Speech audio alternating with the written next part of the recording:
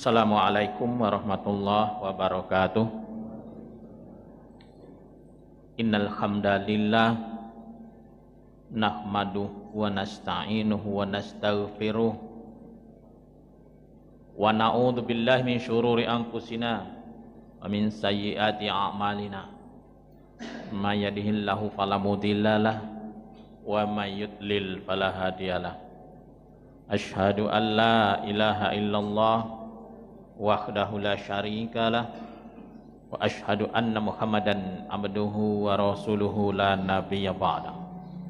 Allahumma salli wa sallim wa barik ala Muhammad wa ala alihi wa sahbihi ajmain. La in syakartum la azidannakum wa la in kafartum inna adzabi lasyadid. Amma ba'du. Bapak Ibu jamaah subuh Masjid Raya rahimakumullah, senantiasa kita bersyukur kepada Allah Subhanahu wa taala. Syukur yang sebanyak-banyaknya.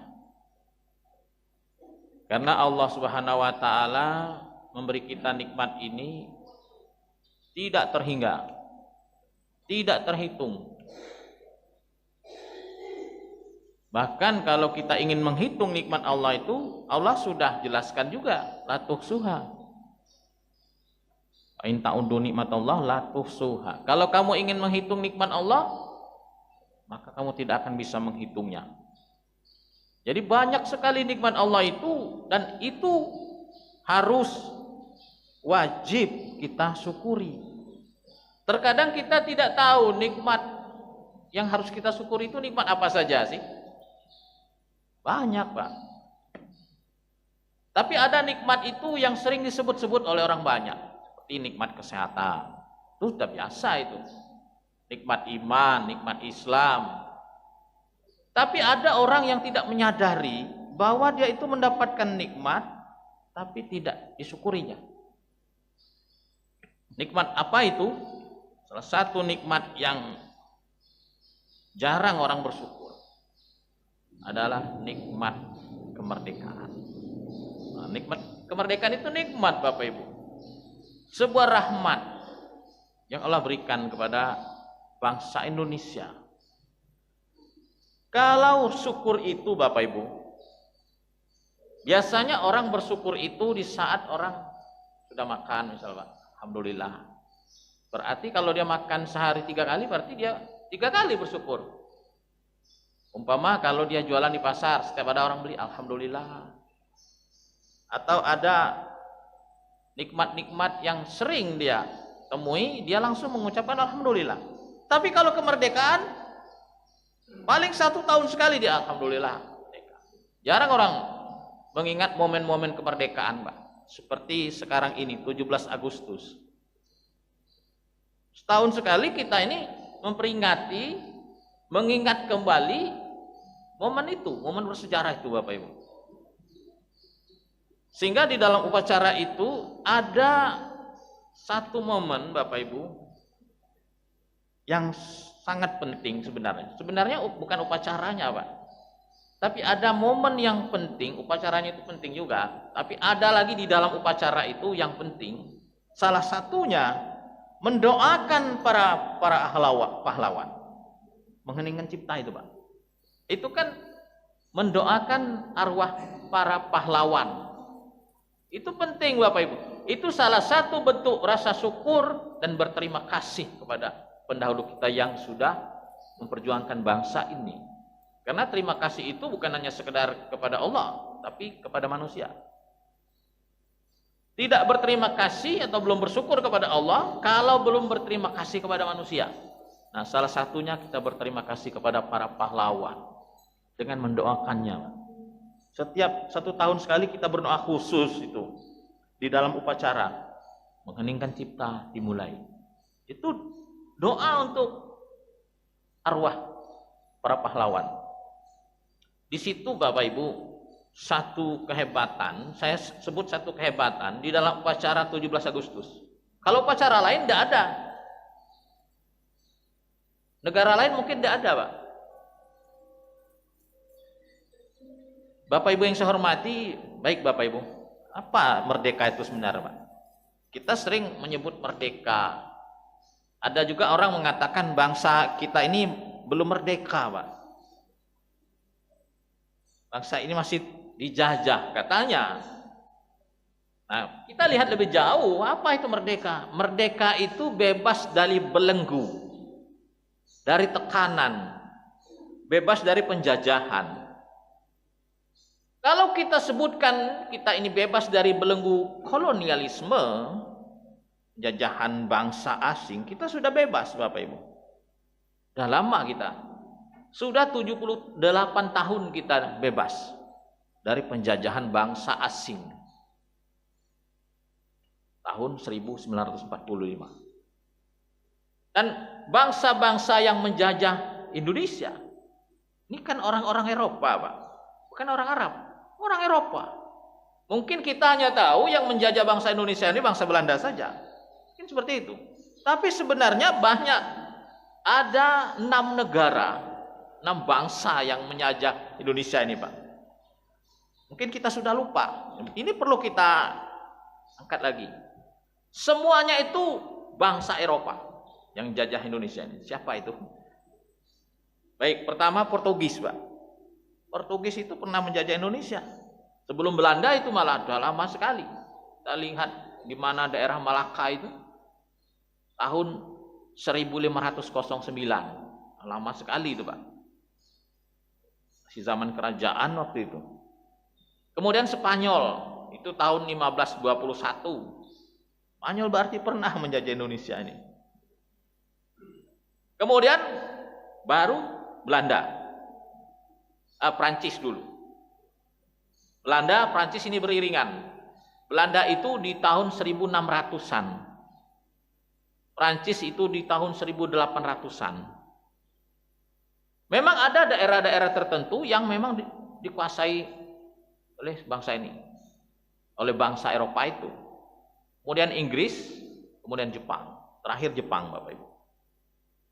Yang paling lama menjajah bangsa Indonesia ini bangsa Belanda. Orang Belanda, Pak. Ini luar biasa, lama sekali, 350 tahun, Bapak Ibu. Kan sebentar itu, lama sekali. Nah, ternyata penjajahan ini berpengaruh kepada bangsa Indonesia.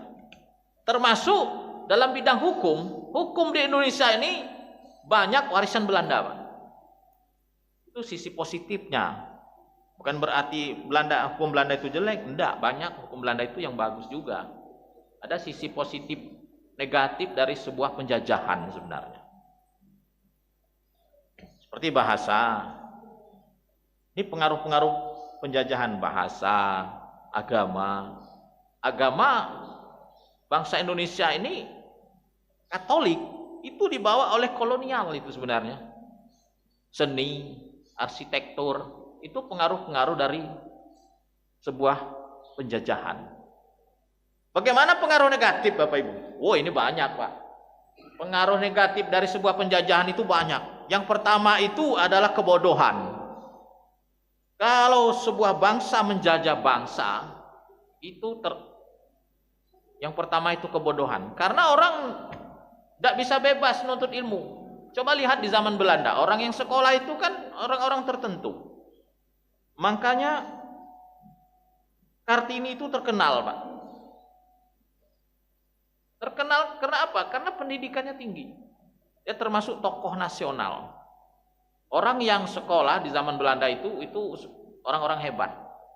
Orang-orang pemerintahan, orang yang bisa berkolaborasi dengan Belanda. Itu sekolah, Pak. Apa lado zaman Belanda, Pak? Alah, Pak. Apa? Hah? 4. Jepang masuk Indonesia 42. Tapi tidak merasakan lagi, Pak, ya, penjajahan Belanda. Tidak merasakan lagi. 4. Penjajahan Jepang mungkin masih kecil. Nah, banyak kita ini karena kita ini dilahirkan di zaman kemerdekaan, Bapak Ibu. Jadi kita tidak merasakan bagaimana pahitnya merebut sebuah kemerdekaan. Jadi rasa susahnya merebut kemerdekaan itu tidak kita rasakan. Kita bersyukur Bapak Ibu, kita bukan pelaku sejarah dalam hal merebut kemerdekaan. Coba kalau kita pelaku sejarah, itu sangat sedih Pak.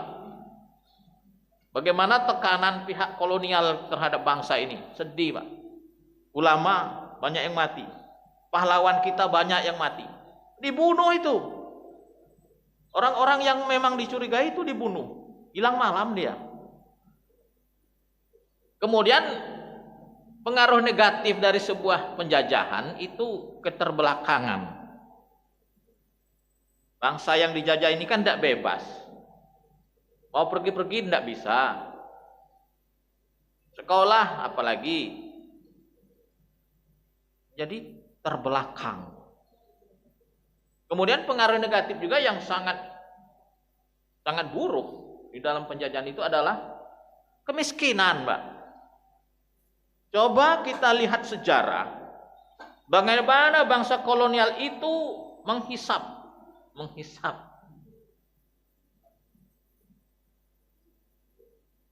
apa namanya itu, harta kekayaan Indonesia, dibawa ke negeri Belanda, dibawa ke Belanda, Pak.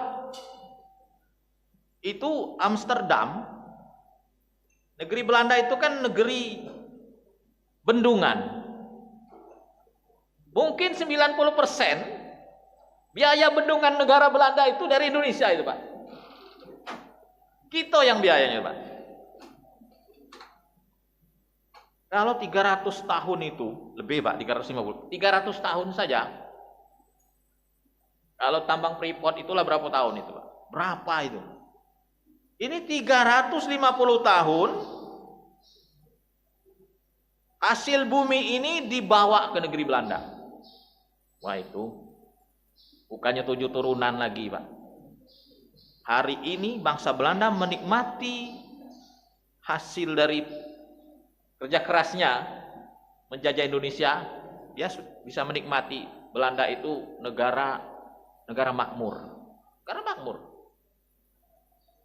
Jadi salah satu pelajaran juga, Pak, dari sebuah aksi menjajah bangsa lain, dia bisa menjadi makmur, Pak, walaupun itu tidak dibenarkan. Itu kita dapatkan bukan menjajahnya, kerja kerasnya, Pak. Kerja kerasnya menginvestasi apa namanya itu.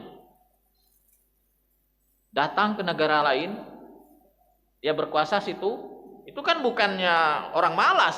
Penjajah itu bukan orang malas, Pak, sebenarnya. Dia bekerja keras menaklukkan bangsa lain, kemudian hasil buminya diambil secara paksa. Juga kita kenal dengan waktu itu kerja paksa. Nah, kerja paksa zaman Belanda, zaman Jepang itu, wah itu orang-orang yang dikerja paksa itu, Pak, pakai rantai, Bapak Ibu. Saya sempat mendengar kisah itu, bagaimana orang-orang kerja paksa itu dirantai. Takut dia melarikan diri. Membuat sebuah jalan, membuat terowongan. Seperti membuat perjalanan jalan kereta api, itu banyak dilakukan orang-orang kerja paksa. Kemudian pengaruh negatif dari sebuah penjajahan ini bisa terkena mental yang namanya inferior. Inferior ini rasa rendah diri, Pak, tidak pede. Itu dari penjajahan. Nah, zaman sekarang ini masih ada. Walaupun itu sudah mulai terkikis. Baik Bapak Ibu yang saya hormati, jemaah subuh rahimakumullah. Mengapa kemerdekaan ini mesti kita syukuri? Itu kan sebuah pertanyaan. Apa nyukuri kemerdekaan? Karena kemerdekaan itu adalah karunia Allah. Bukan pemberian bangsa asing, bukan karena kita ini orang hebat, merampas kembali, mengambil kembali, alih kembali negara ini dari bangsa asing, enggak sebenarnya. Itu karena Allah Subhanahu wa taala. Kalau kita pikir, manalah kita ini akan melawan bangsa asing yang peralatan tempurnya sudah canggih, Pak. Benteng-bentengnya sudah sangat canggih. Di Bengkulu ada benteng, Di Bukit Tinggi ada benteng, di tempat-tempat lain ada benteng-benteng, di Palembang ada benteng-benteng pertahanan. Itu alatnya canggih, meriamnya jarak jauh. Kita bambu runcing, Pak. Secara akal itu tidak masuk akal itu. Tapi karena rahmat Allah, bahkan bangsa ini mengakui kemerdekaan itu adalah rahmat Allah. Coba kita lihat, Pak, di pembukaan Undang-Undang 45 itu kan ada atas berkat rahmat Allah yang maha kuasa. Dan dengan didorongkan keinginan luhur supaya berkehidupan kebangsaan yang bebas, maka rakyat Indonesia menyatakan dengan ini kemerdekaannya. Coba lihat kalimat pertamanya, atas berkat rahmat Allah. Berkat rahmat Allah. Kalau tidak dirahmati oleh Allah, kalau tidak ada izin Allah, kita tidak akan merdeka. Yang memperjuangkan kemerdekaan bangsa ini 99% itu umat Islam, ulama, Bapak Ibu. Nah, rasa nasionalisme, rasa memiliki bangsa ini harus ditumbuhkan kembali. Tumbuhkan kembali, tidak bisa itu hilang saja. Termasuk salah satu orang yang terus menggaungkan rasa memiliki bangsa ini adalah para mubalik, Pak. Momen-momen seperti ini diangkat kembali. Rasa cinta tanah air diangkat kembali, Pak. Karena kalau orang yang tidak cinta tanah air, dia tidak peduli, tidak ada rasa memiliki, tidak ada rasa bagaimana ini, tidak ada rasa persaudaraan.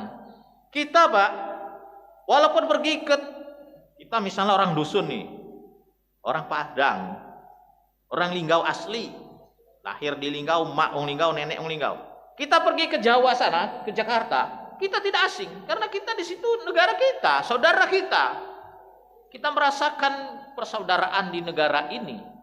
Ini sebuah persaudaraan di sebuah bangsa. Kita tidak merasa aneh, ini bukan wong Linggau ini, enggak. Kita satu bangsa. Sudah sejak awal. Satu bahasa Indonesia. Jadi Bapak Ibu, kita perlu kembali di momen-momen memperingati hari kemerdekaan ini diingat-ingat kembali. Ini satu nikmat yang luar biasa dari Allah Subhanahu wa taala.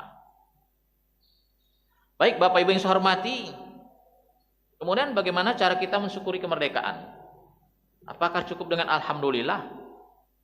Ternyata tidak. Pertama, cara mensyukuri kemerdekaan itu adalah meningkatkan ketakwaan kepada Allah. Karena ini karunia Allah, nikmat Allah. Sudah sewajarnya kita meningkatkan kualitas ketakwaan kita kepada Allah, mendekatkan diri kepada Allah, berbuat baik kepada sama manusia. Dengan membanyak kita harus berbuat baik, Pak. Ini wujud dari mensyukuri kemerdekaan. Bukan sebaliknya. Ada orang yang tidak mendekat kepada Allah, itu tidak bersyukur atas kemerdekaan. Banyak negara-negara atau manusia yang sudah merdeka tapi tidak bersyukur banyak. Bahkan hari ini ada negara yang belum merdeka, Pak, tapi tidak banyak. Rata-rata negara di dunia ini sudah merdeka. 90% itu sudah merdeka. Tapi ada negara-negara yang belum merdeka. Karena merdeka ini salah satu bisa merdeka itu diakui oleh dunia negara lain. Salah satu kalau ingin merdeka itu diakui oleh negara lain. Kalau negara lain tidak mengakui, tidak merdeka. Yang sampai hari ini terkenal yang belum merdeka itu adalah Palestina, Kosovo. Ada beberapa negara kecil yang memang masih dijajah. Palestina itu kan dijajah oleh Israel masih sampai hari ini, Pak. Walaupun bantuan-bantuan mengalir terus, tapi sulit sekali. Bapak Ibu yang saya hormati, jadi mensyukuri kemerdekaan itu dengan cara meningkatkan ketakwaan pada Allah Subhanahu wa taala. Yang kedua, Bapak Ibu, mengisi kemerdekaan itu dengan mendukung kemaslahatan publik. Apa yang baik-baik, yang bagus untuk orang banyak, itu harus didukung. Memelihara sarana umum misalnya. Kita termasuk orang yang tidak neko-neko, itu termasuk mensyukuri, mengisi kemerdekaan. Jadi mensyukuri kemerdekaan itu mengisi. Kemerdekaan itu harus diisi. Kemudian berpartisipasi terhadap kemajuan di tengah-tengah bangsa ini. Ada partisipasi kita walaupun kecil, Pak. Kita ini sebagai apa? Sebagai pedagang misalnya. Kita menjadi pedagang yang baik. Itu partisipasi terhadap kemajuan di tengah-tengah masyarakat. Umpama kita menjadi tokoh masyarakat, umpama, Pak. Di antara kita ini banyak menjadi tokoh masyarakat, tokoh adat.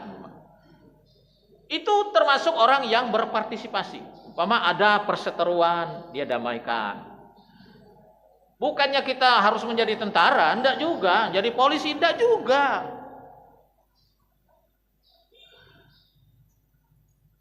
Kita tidak membuat onar di tengah masyarakat, itu sudah cukup sebenarnya. Banyak orang enggak menyadari dia itu sebagai pengacau di dalam sebuah negara. Apa contoh? Penyebar hoax misalnya. Menyebar berita bohong, memfitnah umpama, itu bukan mengisi kemerdekaan, itu bukan memajukan masyarakat. Juga termasuk bersyukur, mengisi kemerdekaan itu adalah mencegah mudarat. Ada banyak hal yang bisa menimbulkan mudarat, Bapak Ibu. Misal hari ini kita kan musimnya HP, Pak. Itu sangat mudah untuk menyebarkan berita-berita bohong, ujaran kebencian. Kita sebagai warga negara yang baik, kita tidak akan menyebarkan ujaran kebencian itu. Tidak usah lah, Pak, nak nyerang si A, si B, tidak usah. Setiap manusia itu ada sisi baik dan buruknya. Kita ini terkotak-kotak terkadang oleh sebuah partai. Mohon maaf Bapak Ibu, sebuah partai, sebuah organisasi, terkadang seperti itu. Semestinya kita menjadi orang penengah di tengah-tengah keberagaman. Ini semesti seperti itu. Menjauhkan bangsa ini dari berbagai mara bahaya.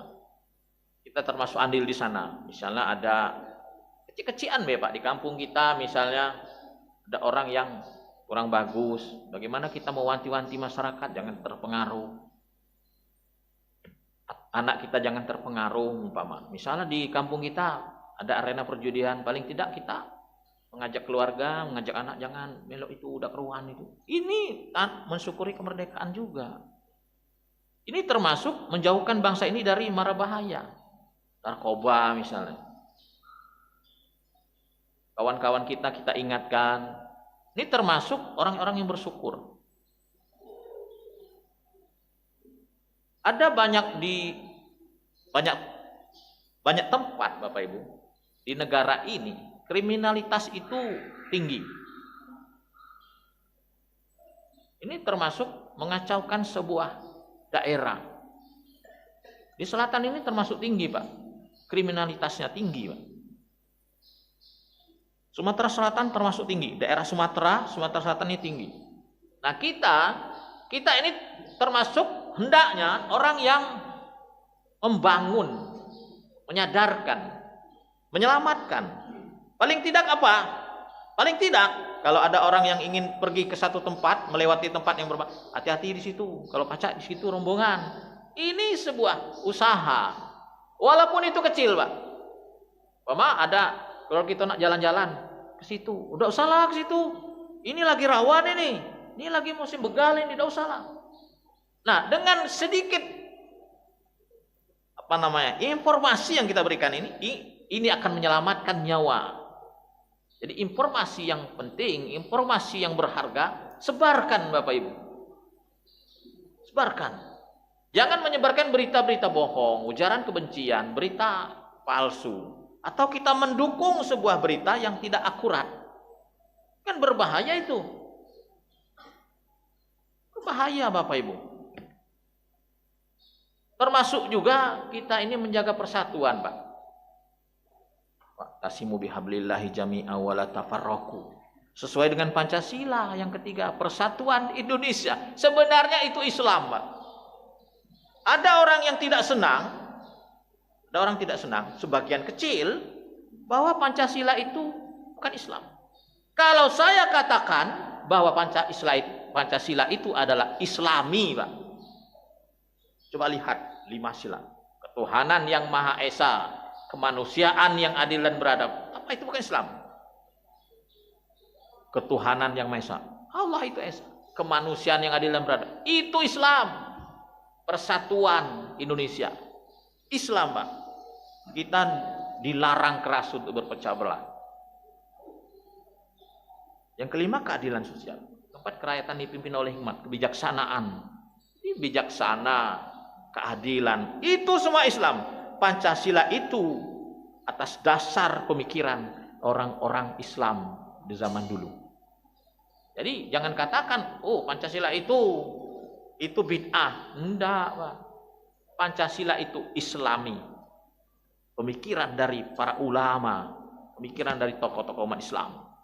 Itulah diletakkan ketuhanan itu yang pertama. Bapak Ibu yang saya hormati, buah dari rasa syukur atau mensyukuri kemerdekaan itu, ini akan menambahkan nikmat kepada kita. Kepada kita secara umum. Kemudian rasa syukur itu akan kembali kepada kita sendiri. Ini Al-Quran mengatakan, orang yang bersyukur itu akan kembali kepada dirinya. Barang siapa yang bersyukur kepada Allah, sesungguhnya ia bersyukur kepada dirinya sendiri. Quran surah Luqman. Jadi orang yang bersyukur, walaupun itu secara umum Pak, yang mensyukuri kemerdekaan, terima kasih ya Allah, dan merdeka. Coba kalau tidak merdeka Pak, bagaimana sulitnya orang yang dijajah itu. Sulit Pak. Tidak bebas, intimidasi, pembunuhan. Negara yang dijajah itu terjadi pembunuhan. Bahkan setiap hari ada orang yang dibunuh. Kalau dia melawan dibunuh Pak. Kalau dia tidak sependapat dibunuh. Coba lihat di Palestina itu.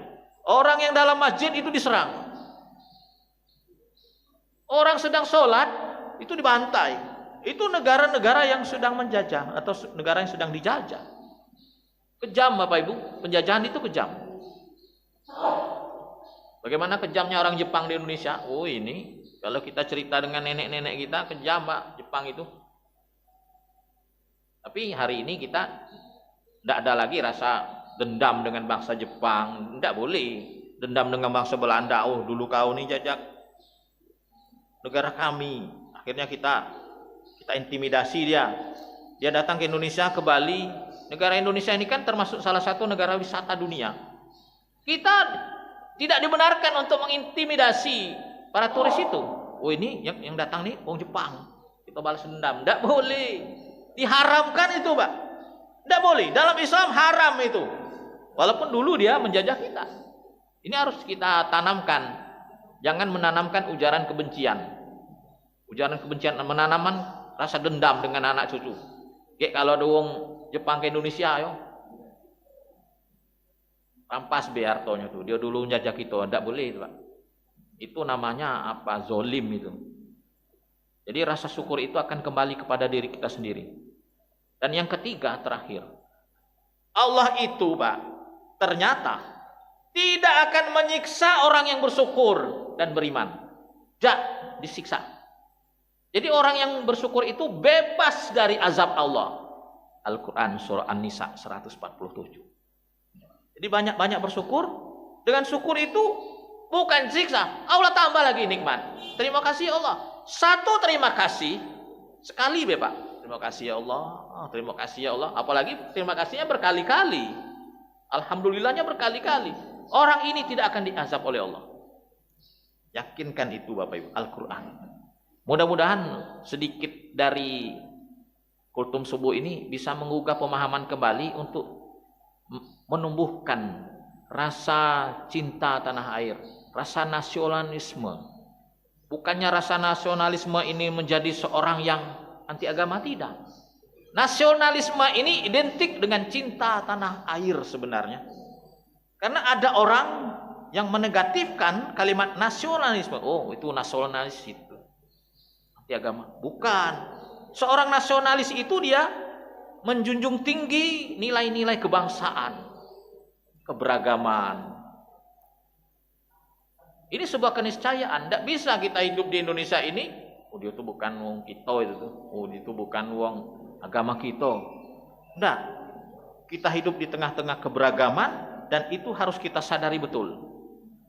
Makanya Bapak Ibu, di Indonesia ini sering diangkat keberagaman itu sebuah kekayaan, sebuah keniscayaan. Kita banyak agama, banyak budaya, banyak suku. Itulah sebuah kekayaan yang tidak ternilai. Coba kalau di negara lain, budayanya sedikit, negaranya kecil. Negara Indonesia ini negara besar, budayanya banyak, agamanya banyak, tapi bersatu Bapak Ibu. Mudah-mudahan ke depan kita bisa menjadi lebih baik dengan banyak bersyukur, terutama mensyukuri kemerdekaan. Insya Allah kita akan terus diberi nikmat oleh Allah, terkhusus untuk kita pribadi masing-masing. Orang yang banyak bersyukur, nikmatnya ditambah, azabnya dijauhkan, penyakitnya diangkat oleh Allah Subhanahu wa taala. Salah satu nikmat syukur itu dijauhkan dari bala, diangkat penyakit oleh Allah Subhanahu wa taala. Mungkin ini belum kita sadari betul. Yang benar dari Allah. Terima kasih. Wassalamualaikum warahmatullahi wabarakatuh.